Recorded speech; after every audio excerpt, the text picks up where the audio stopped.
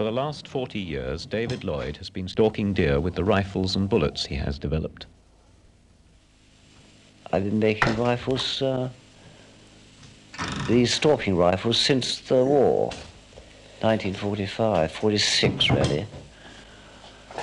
And up till the war, from about 1932, I made a sort of attempt at it, but I didn't really do very much. Of course, I can't emphasize too strongly that the stag is the first consideration in this game. You've got to be quite sure, or as sure as you possibly can, of killing him without pain, humanely. Blood sports have always been a controversial subject. Do people really know what deer stalking is? One of the problems about blood sports is that you get people violently for and violently against. And there are always two sides to a question. In the main, I dislike them. Yeah, I think any people who take part in any sort of, like stalking animals, you know what I mean? If they haven't got anything better to do, I think they're barbaric, you know what I mean? Yeah, well, there's a difference between thinning them out for their species and having a lot of people chase after them on horses until they're absolutely exhausted, and then sending a pack of bloodthirsty hounds in to rip them up to bits, to butcher them. There's a difference between doing that and then going out and killing the animal straight off, chasing the thing all over the moors. Difference between cruelty and, well, naturally, as you say, preserving the animal's lives, you know. I mean, that's what I disbelieve in, is the cruelty of it. Right, the way they're killed, you know, the way they're actually killed. I'm always more for an animal being shot, actually, than being killed any other way, because I always think it's far quicker. And as long as the people that are shooting them know where to shoot them, and it's quick, I have nothing against it at all.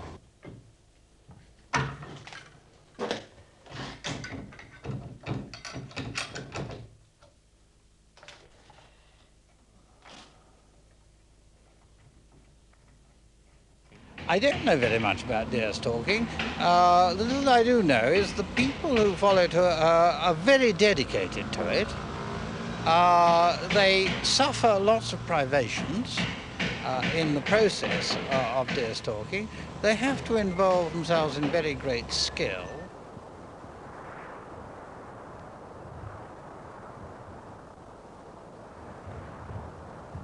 Yes, well, I think that that's cowardly. I think that it's say, compare it, for example, with fox hunting. In fox hunting, you are yourself undergoing a degree of possible danger. You're likely to come a hell of a crack when you're jumping fences and so on.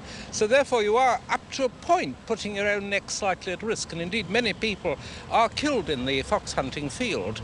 However, with a thing like creeping after deer with a rifle, no warning or anything, I just think it's sordid and despicable. I don't like it.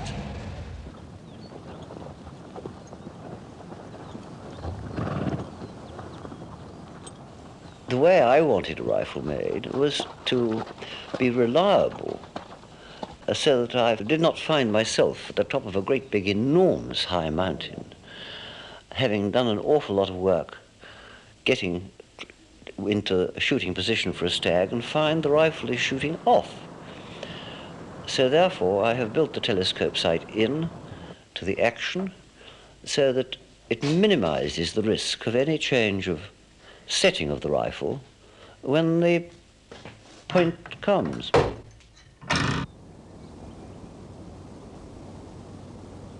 Estimates of total deer numbers in Scotland vary wildly, but it is believed that stocks probably number about 280,000.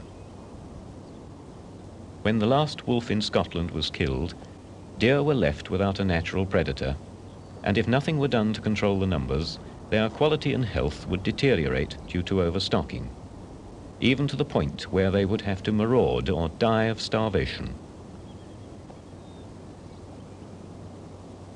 The deer we are looking at now are the product of controlled breeding and feeding conditions.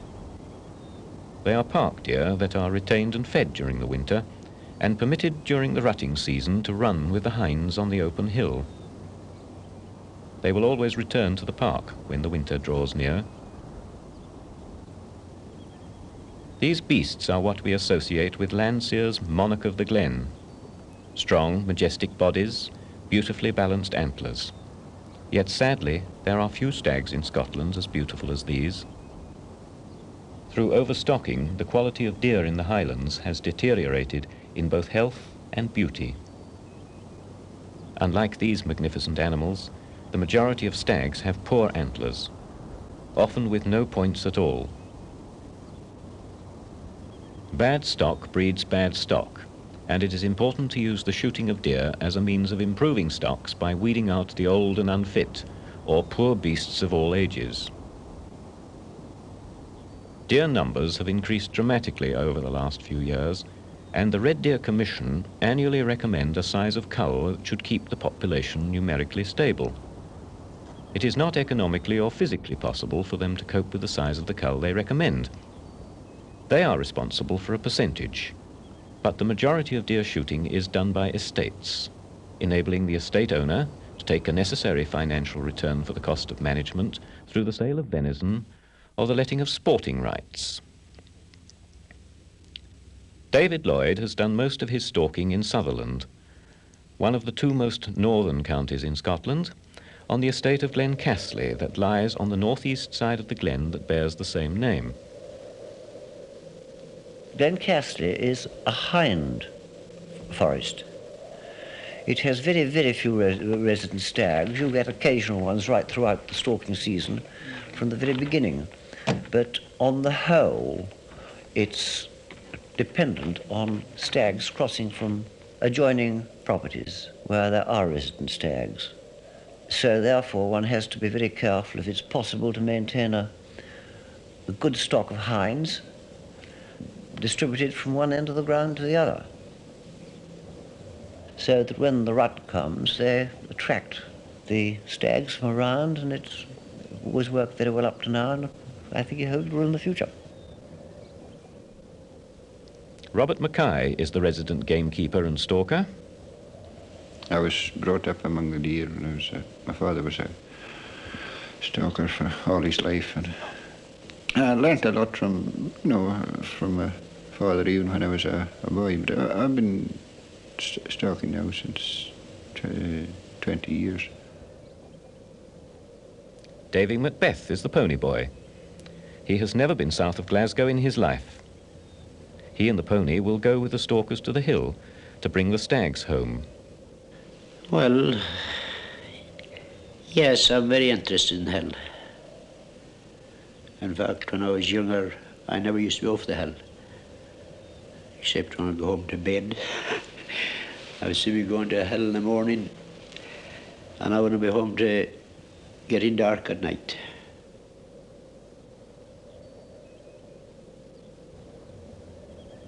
When one is stalking a stag, the first thing you have to look out for is the direction of the wind, and you must, if possible, stalk in that direction the wind is blowing from, which means you keep your face against the wind all the time.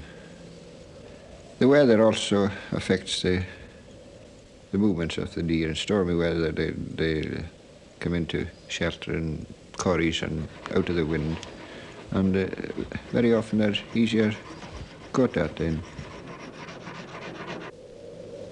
To my mind, the ideal day is a wind of about 15-20 miles an hour, and steady, not swirling.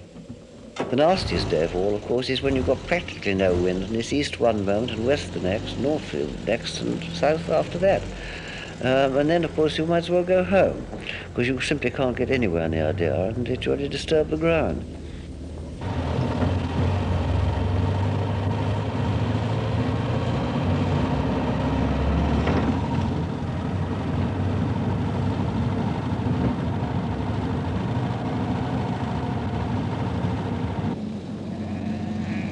To keep the stock right for the future, you need to shoot what you consider to be an appropriate number of stags that the property will stand, and the same applies to hinds. Over the years, you can tell whether the stock is being reduced or staying the same or increasing. The tendency has been to increase very slightly over the years.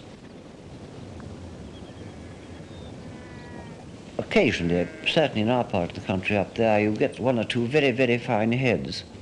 But generally speaking, we leave these alone, unless they're very old stags. What we try to do is to shoot off the heavy beasts which have got rubbishy heads. In other words, stags with smallish heads or no points or big switches. Really anything that would tend to throw a similar calf, a dud calf. And if we can keep the young stags that have got pleasant heads with us, we usually do.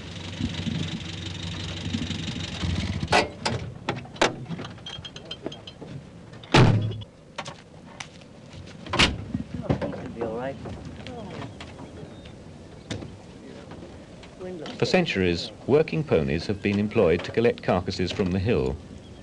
Although machines have now been developed for this purpose, on this estate a pony is still used. Due to the soft and heathery nature of the terrain, the stags are dragged from the mountain. On steeper and more rocky estates, the stags are carried home on a special saddle. Oh, well, I think she's been all her life, more or less, in the hills. And she knows exactly, if you come to a bad place with that pony, she just won't go through it. She'll pull you the other way until she goes round that bit and carries on there. It's best to just let her have her head, give her a loose rein, you see, let her peck her way. And she'll make it far better than you taking her on through soft ground. No matter how bad the ground is, she'll peck the best of it. Yeah. They seem to smell the depth of the ground, you know, as they're going on.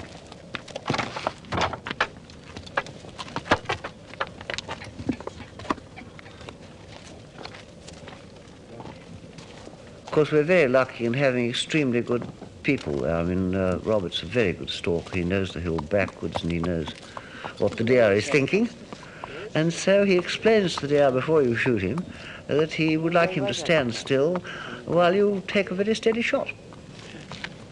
Few hides up the top of the wood there. I think that a stalker, like every other skilled trade, it's the question of whether you can do it, whether you're born to do it. I mean, it's a gift.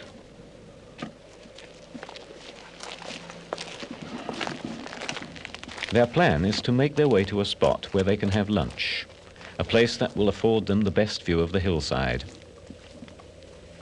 It is a long walk and will take them some time. The knowledge through experience they have gained over the years is the key to deciding where the deer are most likely to be. You can walk for miles and see nothing at all, yet an experienced stalker can take you straight to the deer.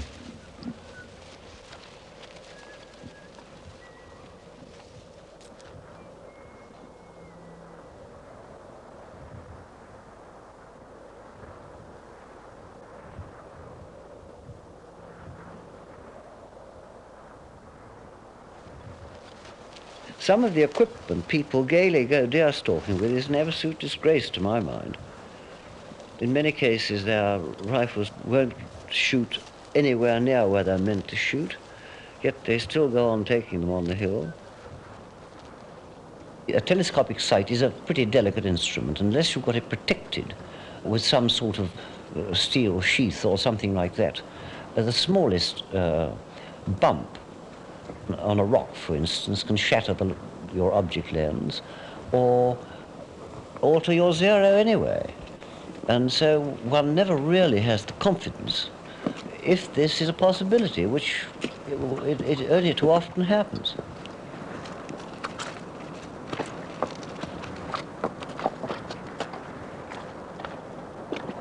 Actually, we never have to reset a rifle from the day it was first made.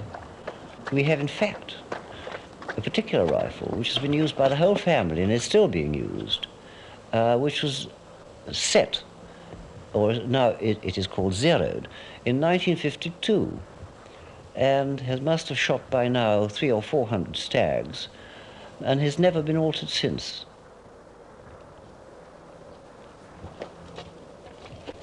They are now coming to the place where they consider they have the best chance of seeing deer. Both the hind and the stag have got extremely good hearing, and it's very important not to make a noise when you're on the mountain. It's all right to talk when you're a long way off, and if there's a high wind blowing, it's rather different, but on the whole, it's much better not to make a noise. The stag can detect you from, or hind for that matter, from a long, long way in the right conditions. I mean, if you've got a very calm conditions and sound carries a long way, they could hear you, I simply couldn't say, I think 3/4 of a mile.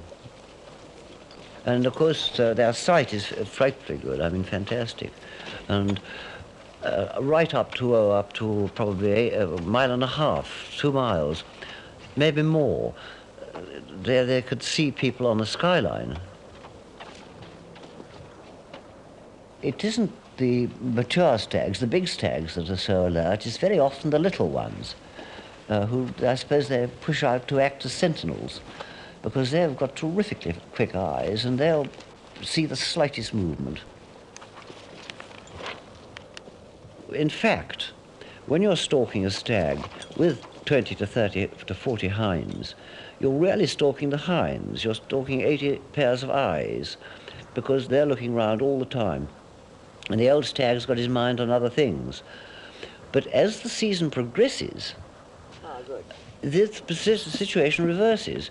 The stag, who is always a bit of a jealous chap, he's always looking round to look for another stag that may be coming to try and take his hinds.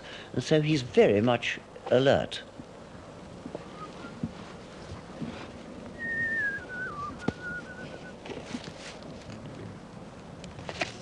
Spying is difficult for the layman.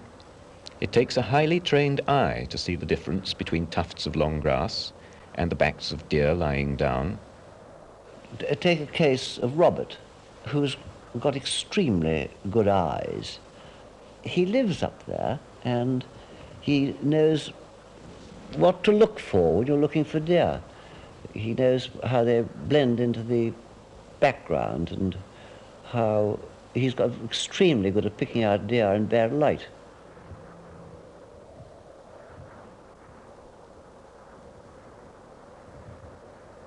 As anticipated, they see some deer high up on the face of the next hill. They appear to be feeding towards the skyline. From the present vantage point that the deer have, any further move that the stalkers make would be seen instantly.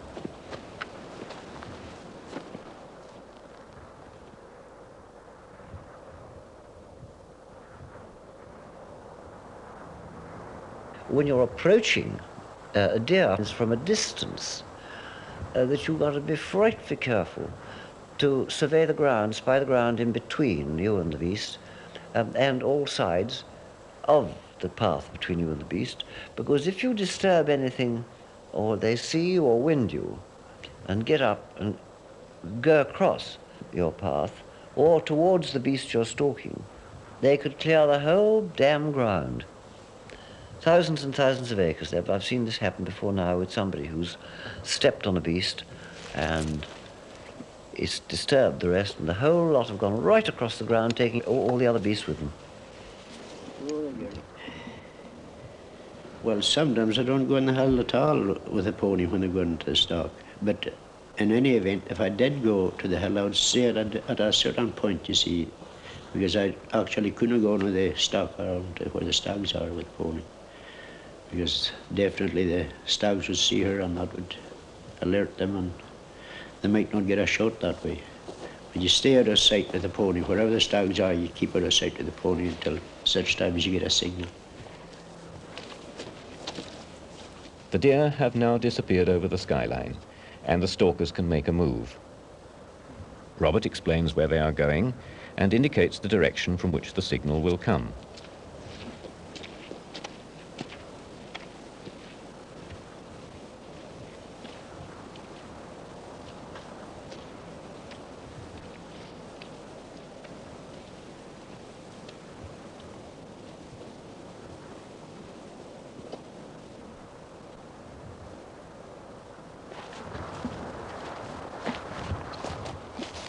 Stags very often, when they're in a bunch, will congregate in shelter, maybe lying down, standing up, walking about, feeding, but nearly always their attention is downhill.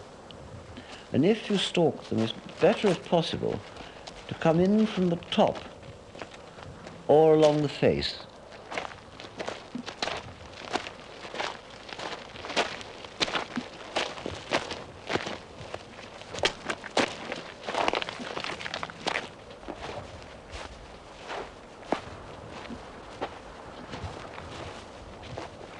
it's easier stalking when you've got the sun in your back, when you get the deer looking into the light, and it makes it much easier than when you're actually looking into the sun. Obviously, being a hill person, he's got this very neat way of having seen a herd of deer and going out of sight for maybe an hour of them and coming up over a ridge and find yourself within a couple of 100 yards of where they were. He's able to judge the place to come over the ridge almost exactly.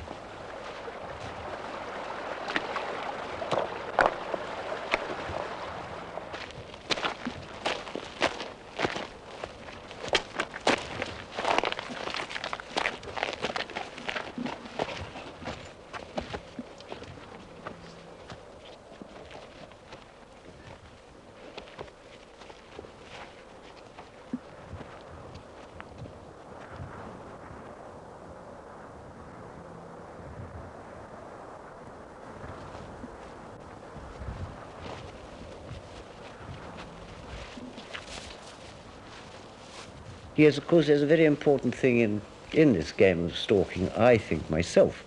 Many people don't agree with me, and that is that you should not stalk the stag. You should stalk the position from which you're going to shoot the stag, even maybe it is 50 yards further away, because to get a steady shot is everything. If you can get a good rest for your rifle and a good steady shot, and you're not too close, you're much more likely to kill the stag cleanly than if you try and creep up too close and get yourself into a horrible position in long grass or heather and you find the rifle waving about. So it's much more important to stalk the position from which you shoot the stag rather than the stag itself. It seems likely the stalk will be easy. They have approached deer over this skyline on many previous occasions and know the terrain very well. As expected, the stags are feeding in a gully over the ridge. Only one beast is in view at the moment, but they know that the others are either lying down or feeding in a deeper part of the gully. Because most of the stags are out of sight, they will have little crawling to do. Unlike stalking on flat ground, with dozens of eyes watching for the smallest suspicious movement, when it is possible to be on your stomach for 3 hours.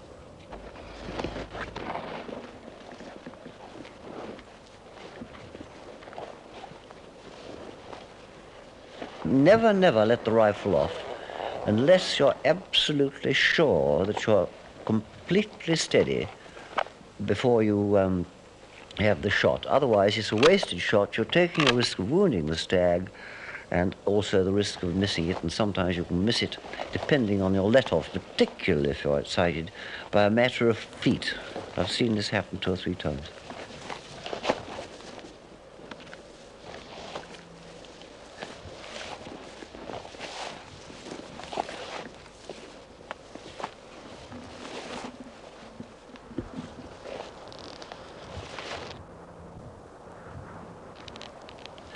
When you come to the actual shot, I think particularly if you're not experienced actually shooting stags, it's very important to make sure that the beast is presenting a reasonable and in fact a very good target, preferably absolutely broadside.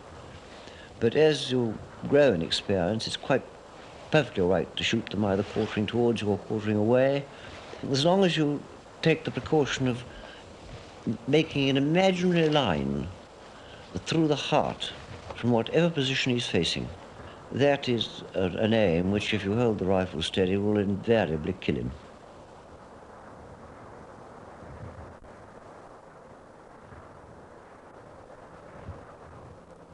The beast in view is unsuitable because it is too young. They will have to wait for the larger and older stags to come up from the gully. Suddenly, they appear.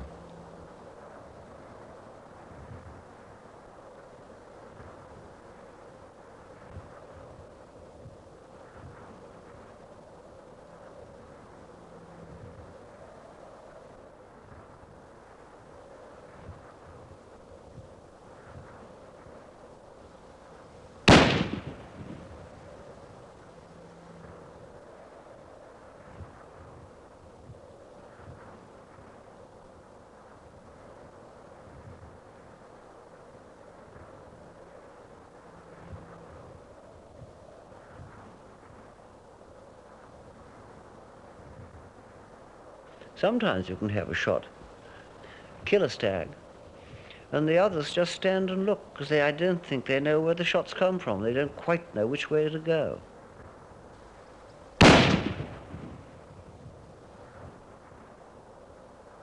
And the first one came out, he stood broadside on the bank for the shot.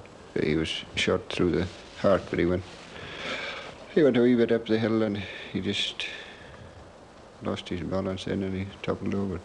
Now the second shot, he was shot through the neck and he just dropped the shot. A much cleaner, much more fatal shot than the first one. The first one fatal, but then they do run a bit before they actually come down.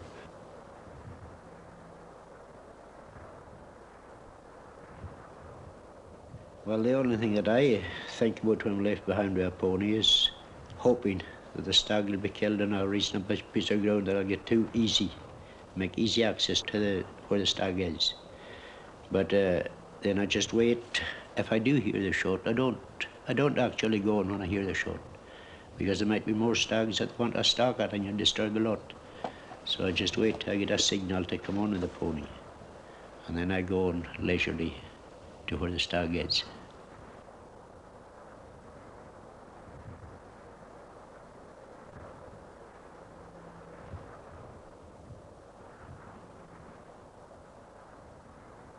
The antlers on the second stag that was shot, the first time I've seen anything like that. They looked as though they'd been chewed off by the other deer. They're very fond of chewing the cast antlers on the hill, and any bones they chew away. But apparently this was a different thing altogether. They must have been broken off when the horns were in velvet, when they're soft.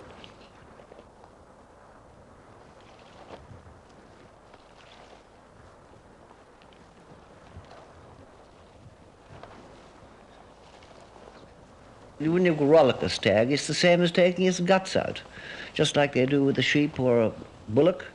That's then ready for being skinned and dealt with by the butcher.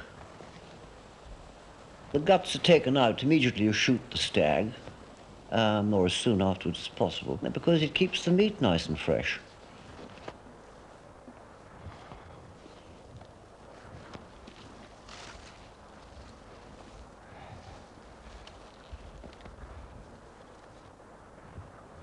We're talking of bullets. These bullets we use that have got an extraordinarily high striking velocity have some curious hydraulic effect on the stag when you hit it, because it turns the blood to what looks like red currant jelly.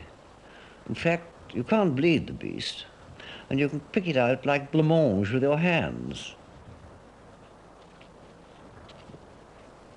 I think it's extremely important to pay attention to the type of bullet you use for this stalking.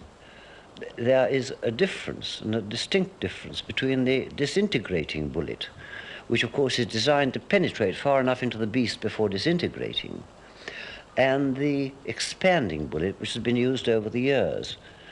The disintegrating bullet has the advantage of stopping a beast when hit in a non-vital spot, which, if hit in the same spot with an expanding bullet, could go for miles, and thereby escaping and dying a lingering death because the stalkers are unable to catch up with it.